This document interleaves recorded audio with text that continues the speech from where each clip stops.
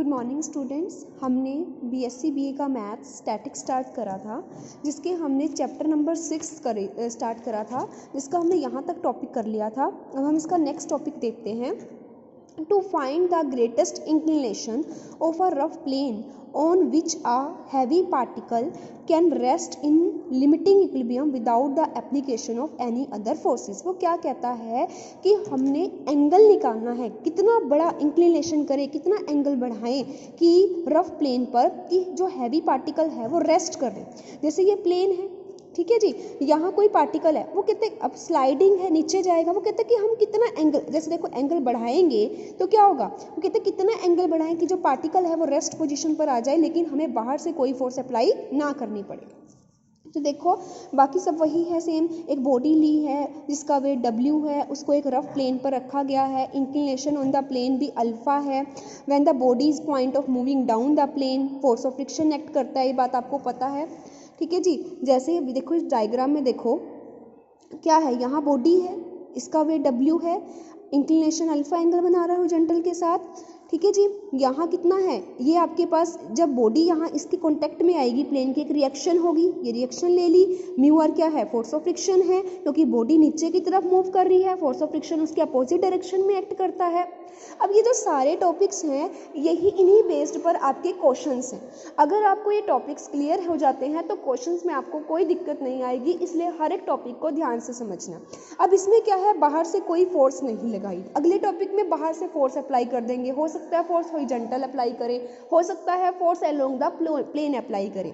तो अब इसमें क्या है, कोई फोर्स नहीं लगाई। अब ये जो डायग्राम है, ऐसा डायग्राम आप 1.7 में कर चुके हो, जिसमें मैंने आपको बताया था जैसे ये एंगल अल्फा था, वेट गिराया, ये 90 होगा, ये वाला एंगल 90 माइनस अल्फा। अब देखो जी, ये क्या है, वर्टिकल, ये क्या है, रिएक्शन है, ये प्लेन। अब इसके साथ का एंगल 90, ये भी 90, ये भी 90, ये भी 90 और ये पूरा भी 90।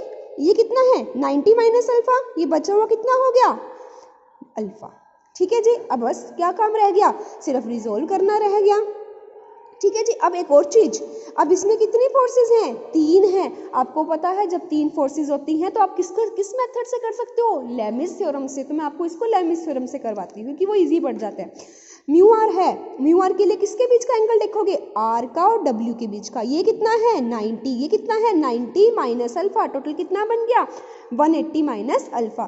तो कितना आ जाएगा यहाँ से, mu R divided by sine 180 minus alpha.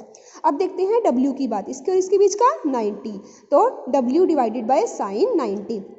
R के लिए इसके और इसके बीच का ये कितना है, 90, ये कितना है, अल्फा, कितना बन गया, 90 प्लस अल्फा। तो यहाँ से आपने इसको सोल्व करा, ये चीज आ गई। तो पहले साइन 91, यहाँ क्या आ जाएगा, 1, W बाई 1, R बाय में sine 90 plus alpha cos alpha, R by में cos alpha, mu R sine 180 minus alpha sine alpha. तो ये 3 रिलेशन आ जाएंगे आपके पास। W का 2 बार यूज करना है, W और इसका एक बार, इसका W और R का, W और म्यू आर का यूज करके दोनों इक्वेशंस आ जाएगी, यहाँ से अल्फा की वैल्यू आ जाएगी। तो आपको क्या पता लगा, the greatest inclination of the plane is equal to the angle of friction. तो क्या एंगल, अगर आपका इंक्लिनेशन एंगल ऑफ फ्रिक्शन के इक्वल हो जाए तो बॉडी क्या हो जाएगी, रेस्ट पोजिशन पर आ जाएगी, ठीक है जी। अगर अल्फा का एंगल बढ़ा, अगर एंगल बढ़ जाए तो स्लाइड डाउन हो जाएगा प्लेन और force is required to keep at rest or move the plane, ठीक है। अगर लैम्डा, अगर अल्फा एंगल ऑफ इंक्लिनेशन छोटा हो जाए तो force will necessary to move the body either up or down the plane, ठीक है जी। अब नेक्स्ट टॉपिक देखते हैं। आपको मेन इसकी स्टेटमेंट और डायग्राम आना चाहिए, क्वेश्चन इसके बाद कुछ नहीं बच जाता। एक अब क्या है, वही सेम डायग्राम देखो वही है, लेकिन इसमें क्या हुआ, अब हमने एक पैरेलल फोर्स लगा दी है। पैरेलल फोर्स क्या लगाई है, प्लेन के पैरेलल लगाई है, प्लेन के अलोंग लगाई है। एक हैवी बॉडी है, उसको मैंने हॉरिजॉन्टल प्लेन पर रखा, यहाँ मैंने बॉडी पर रखा, ऑफ इंक्लिनेशन अल्फा, अल्फा उसका एंगल बनाया, अल्फा एंगल है, इंक्लिनेशन अल्फा है, ऊपर वाला डायग्राम है सारा, greater than the angle of friction. अब क्या है, वो जो है वो अल्फा, मतलब ये वाला केस आ गया कि ग्रेटर है, ये वाला चीज है। If the body slide down the plane a force will require to keep it at rest, ठीक है जी। अब ये बड़ा है, इसमें दे रखा है कि अल्फा जो है ग्रेटर है एंगल लैम्डा से, being acted upon a force parallel to plane, क्योंकि अगर ये चीज आती है तो फोर्स रिक्वायर्ड होती है, तो फोर्स क्या है, पैरेलल टू प्लेन।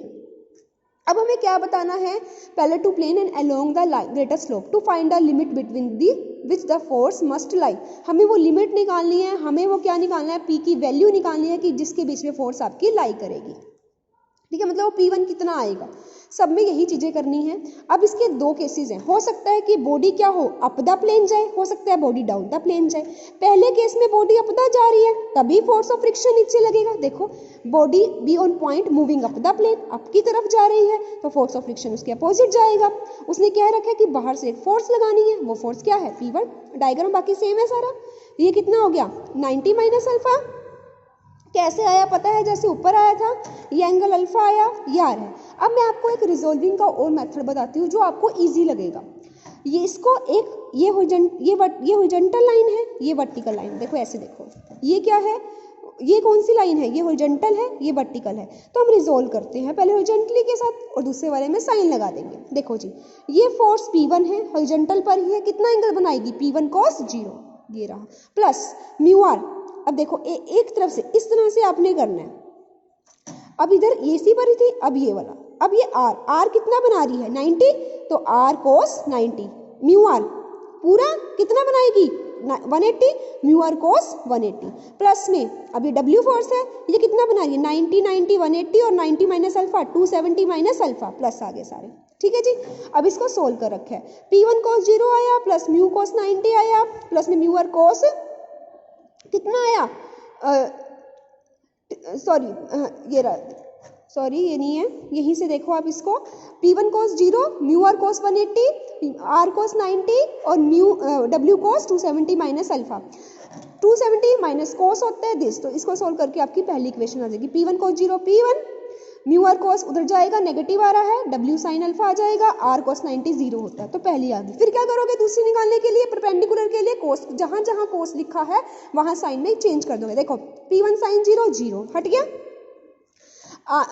साइन 180 हट गया, सिर्फ ये दोनों आएंगे। साइन 90 1 होता है तो सिर्फ आर बचा, ये क्या होता है माइनस साइन cos थीटा होता है, तो ये उधर चला जाएगा। ठीक है जी, फिर आप इसको एलिमिनेट कर दोगे, ये तो आप कर सकते हो, वैल्यूज निकालोगे, यहाँ से आंसर आ जाएगा आपका। ये क्या था कि अप द प्लेन, तो फोर्स ऑफ फ्रिक्शन अपोजिट लगा। सेकंड केस में क्या होगा, डाउन द प्लेन, तो force of friction opposite direction, मतलब बॉडी इसमें दिखा नहीं रखी। देखो उन्होंने कहा कि फोर्स एक पैरेलल फोर्स है, उसने क्या बोला था कि greater than the angle of friction being acted upon parallel force. Force तो वही रहेगी प्लेन के parallel, body up and down जाएगी। बॉडी पहले क्या कर रही थी, अप कर रही थी, अप जा रही थी, तो फोर्स ऑफ फ्रिक्शन उसके अपोजिट डायरेक्शन में लगा। यहाँ बॉडी क्या कर रही है, अब बॉडी डाउन जा रही है, तो फोर्स ऑफ फ्रिक्शन उसके अपोजिट डायरेक्शन में लगेगा। बस इसके बाद रिजोल्विंग करनी है। अब बताओ मुझे, चलो आप बताओ, यहाँ है अलोंग करते हैं, P2 cos 0, mu R cos 0, R cos 90, इधर का W cos 270 माइनस अल्फा आ गया, ये अलोंग आ गया। परपेंडिकुलर के लिए क्या करोगे, जहां जहां cos है वहां साइन में कन्वर्ट कर दोगे, ये दोनों इक्वेशंस आ जाएगी, यहाँ से आप वैल्यू निकाल लोगे। तो हैंस P1 P2 क्या है, लिमिटिंग वैल्यू की है, लिमिटिंग वैल्यू है फोर्स की, जो हमें बॉडी को रेस्ट में रखने के लिए चाहिए होती है।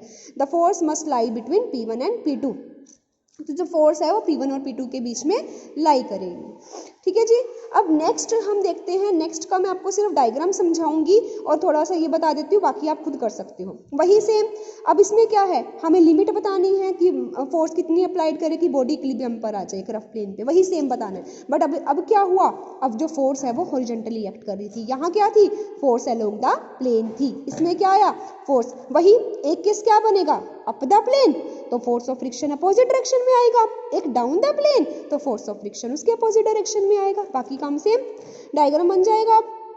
अल्फा 90 90 माइनस अल्फा, ये अल्फा आ जाता है। ये वाला, ये कैसे अल्फा आता है, ये भी हॉरिजॉन्टल है। ठीक है, फोर्सेस है तो हम इसको हॉरिजॉन्टल अल्फा लेट कर सकते हैं। अब देखो, अब हमने क्या करना है, वही सेम रिजोल्व करना है। P, अब ये क्या है, अब यहाँ से आप क्या कर सकते हो, वही सेम रिजोल्विंग पार्ट करनी। हाँ जी, देखो P1 है, P1 इस प्लेन के साथ कितना बना रहा है, alpha angle, P1 cos alpha, plus R कितना बना रहा है, R cos 90, plus mu R कितना बना रहा है, म्यू आर cos 180 बना रहे हैं, वैसे ही जाना है। तो प्लेन के साथ ये एंगल कितना, अल्फा, ये वाला कितना, ये कितना बना रहा है प्लेन के साथ, सॉरी ये प्लेन के साथ 90, तो R cos 90, म्यू आर कितना बना रहा है 180, जैसे पहले में करा था। और W फोर्स, W वाली फोर्स तो वही सेम बना रही है, कितना W तो वहीं से वही रहा, कितना हो जाएगा W cos 270 minus alpha equals to 0। ठीक है जी, तो वही अब साइन में अपोजिट आ जाएगा, साइन में क्या हो जाएगा, ये चीज़ हट जाएगी, म्यू आर नहीं आएगा, ये चीज़ आएगी, आर कोस 1 होता है, P1 साइन अल्फा। तो यहाँ से वही सेम स्टेप करके आप इसका आंसर निकाल सकती हो। कुछ नहीं करना, वही है, इसमें P1 की डायरेक्शन चेंज है, बाकी सारी फोर्सेस सेम रहेंगी।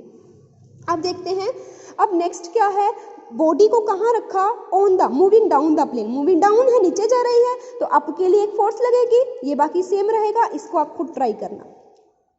P2 cos alpha mu are, देखो चलो इसको बता देती हूँ, P2 cos अल्फा प्लस में म्यू आर cos 0 प्लस में r cos 90 प्लस में w cos 270 minus alpha equal to 0। बस उसमें दूसरे के लिए साइन लगा लेना, आपका आंसर आ जाएगा।